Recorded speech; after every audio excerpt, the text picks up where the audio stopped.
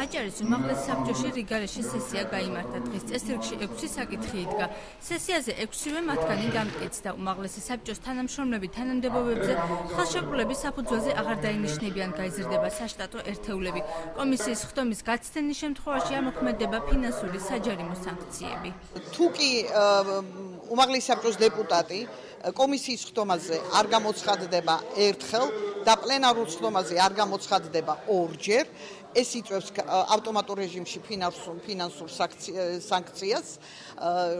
ეს თანხები ბუღალტერია ჩამოჭრის დადგენილ რაოდენობას. სესიაზე განხილული იქნა დავით ბაციკაძის ინიციატივა უსკოს თავმჯდომარის არჩევის შესახებ, თუმცა საბჭოს მიერ შეტანილი ცვლილებების გამო ბაციკაძემ საკუთარ ინიციატივას მხარი აღარ დაუჭირა.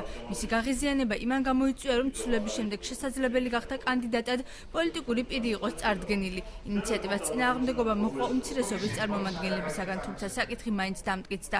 თავმჯდომარის უფლებამოსილების ვადა 6 წლამდე გაიზარდა და მისი არჩევა მხოლოდ ერთხელაა შესაძლებელი. აჭარის უმაღლესი საბჭოს არჩევნებში ვინც მიიღო სათანადო მისიებში მონაწილეობა. იმათ წარედგინათ კანდიდატები თავმჯდომარის და წევრების კანდიდატურებზე.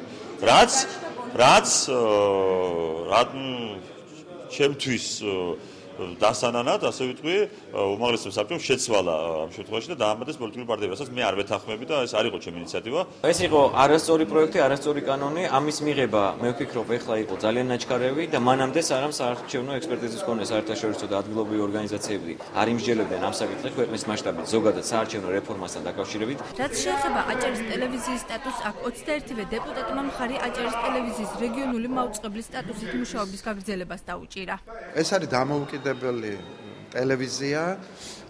პრობლემა მოიცავს, რომ ყველას ეშინია არ ჩაერიონ ტელევიზიის საკითხებში, მაგრამ სხვა დროა, სხვა პრინციპებია, სხვა კონცეპტუალობაა დღეს ქვეყანაში და ასე რომ ის საშიშროება რა ჩარევის გაწერილია კონკრეტულად ჩვენს პროექტში. უმაღლეს საბჭოში წარმოდგენილი 6 საკითხიდან 5 დღეს საბოლოოდ გადაწყდა. აჭარის ტელევიზიის სტატუსზე კი საბოლოო გადაწყვეტილებას საქართველოს პარლამენტში მიიღებენ.